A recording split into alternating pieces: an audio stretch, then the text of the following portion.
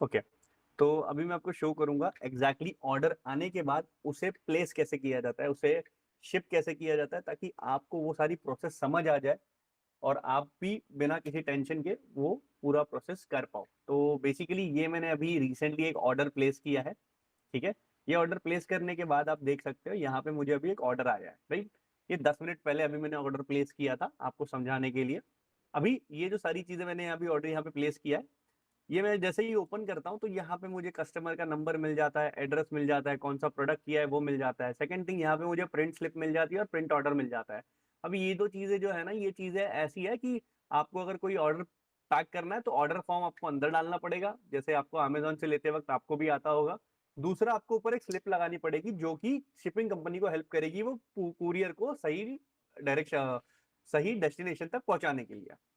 Okay, तो आप ये प्रिंट आउट करके कर सकते हो अगर आप कोई लोकल वेंडर कर रहे हो, वेंडर लोकल से शिपिंग पार्टनर के साथ वर्क कर रहे हो। तो मेरा सजेशन तो यही रहेगा कि आप अपना जो शिप रॉकेट है उसको इंटीग्रेट करवा लो, ठीक है। अभी जैसे ही आप इसके अंदर शिप रॉकेट इंटीग्रेट कराते हैं, ठीक है, अभी शिप रॉकेट सर्च करके मैं इस पर क्लिक कर दूंगा तो ये ऐसे ओपन हो जाएगा, ठीक है। अभी आप देख सकते हो जैसे वहां पे ऑर्डर फेच हुआ था, ऑटोमेटिकली ऑर्डर यहाँ पे भी फेच हो गया। ओके, अब ये ऑर्डर फेच होने के बाद में मुझे सिर्फ इतना करना है एज एन ओनर, मुझे यहाँ पे जो शिप है, ठीक है, ये डेटा तो लेना है, पैक करवा देना है प्रोडक्ट। प्रोडक्ट पैक करवाने के बाद में हमें अंदर प्रोडक्ट, मतलब प्रोडक्ट पैक करने के पहले हमें ऑर्डर और लेबल चाहिए होगा। तो यहाँ पे हम शिप नाउ का क्लिक करेंगे, शिप नाउ पर क्लिक करके जो भी यहाँ पे वेट होगा ऑटोमेटिकली फेच हो चुका है यहाँ पे 0.5 kg, मतलब 500 ग्राम। ओके, अभी मैं यहाँ पे एक पिकअप एड्रेस सिलेक्ट कर लेता हूँ, वो सिलेक्ट करने के बाद मैंने डेटा वगैरह फिल कर दिया यहाँ पे। ओके, अभी जैसे मैं ये फिल कर देता हूँ, यहाँ पे मुझे कंटिन्यू करने का ऑप्शन आ जाएगा। एक सेकंड,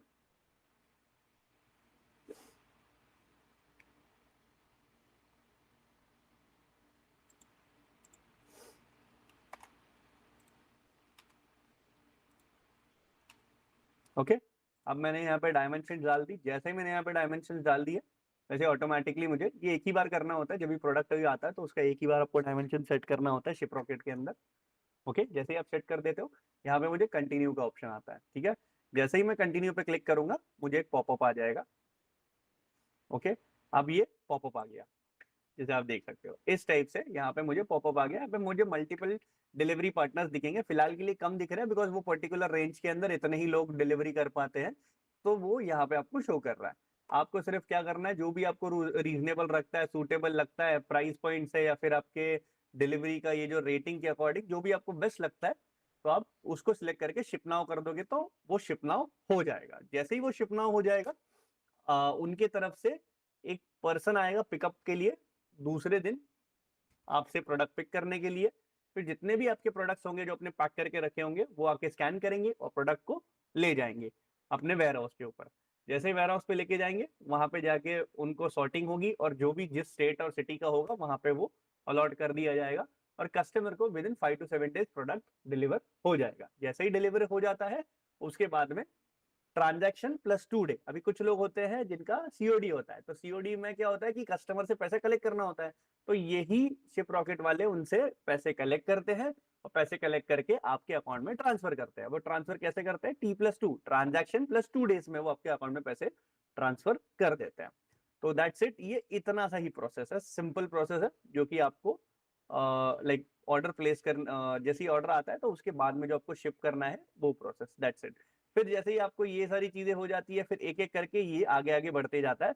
जैसे ही आपने ये कर दिया, आपको रेडी टू शिप के, मतलब आप अगर वहां पे जो मैंने आपको बताया था शिप कर देते तो वो ऑर्डर यहाँ पे आ जाता और यहाँ पे आपको मिलता मैनिफेस्टो और प्रिंट, एक ऑर्डर ऑर्डर का बिल मिलता और एक पेमेंट स्लिप मिलता, सॉरी ऑर्डर स्लिप मिलता, पैकेजिंग स्लिप, जो कि आप अपने प्रोडक्ट के ऊपर चिपका के भेज सकते हो। और ऑर्डर ऑर्डर बिल जो होता है और ऑर्डर जो ये होता है इनवॉइस होता है वो आप प्रोडक्ट के साथ में अंदर डाल के भेज सकते हो। फिर जैसे ही वो यहाँ से रेडी टू शिप होगा वो पर्सन आएगा पिकअप करेगा, जैसे ही पिकअप कर लेगा वो पिकअप एंड मैनिफेस्टेशन में चले जाएगा।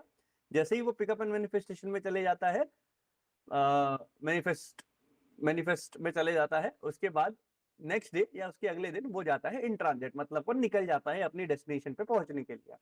फिर वहां पे पहुंचने के बाद में फिर डिलीवरी के अटेम्प्ट होते हैं, जो नियरेस्ट वेयर हाउस होता है वहां पे पहुंचने के बाद में डिलीवरी के अटेम्प्ट होते हैं।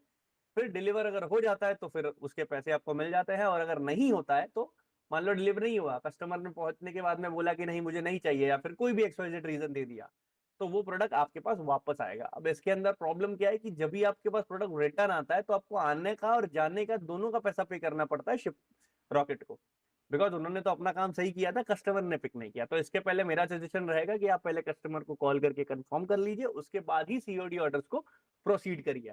अगर आप ये सोचोगे कि सीओडी ऑर्डर रखना ही नहीं है, तो आप ये भी सोच लेना कि आपको सिर्फ 10 से 20% ही ऑर्डर आएंगे पूरे इंडिया से, बिकॉज इंडिया की जो मेजोरिटी ऑडियंस है उनका मेंटालिटी अभी फिलहाल, आप भी उन्हीं में आते हो मैं भी उन्हीं में आता हूँ, हमें अगर सीओडी मिलता है तो हम उसे ज्यादा प्रेफर करते हैं, उससे कोई लेना देना नहीं कि हमारे अकाउंट में पैसा है या नहीं है। हम प्रेफर करते हैं कि हम सीओडी में जाए, ताकि हमें श्योरिटी रहती है कि प्रोडक्ट मेरे हाथ में आएगा तभी मैं पैसा दूंगा। तो फॉर दैट रीजन सीओडी रखो, पैसा आपका बराबर आएगा। छोटी मोटी चीजें ऐसी होती रहती है आरटीओ वगैरह, लेकिन वो कोई बड़ा पॉइंट नहीं है। अमेजोन के अंदर भी आरटीओ होता है, नॉर्मल वेबसाइट्स के अंदर भी आरटीओ होता है, तो कोई बड़ी बात नहीं है। That is the part of the business, तो वो आपको साथ में लेके ही करना है। ओके, तो ये था ऑर्डर वाला पार्ट। तो इसके रिलेटेड मैंने आपको सारी चीजें एक्सप्लेन कर दी कि ऑर्डर आने के बाद में आपको शिप कैसे करना है। ओके, तो ये सेशन अभी मैं यहाँ पे एंड करता हूँ। Thank you so much.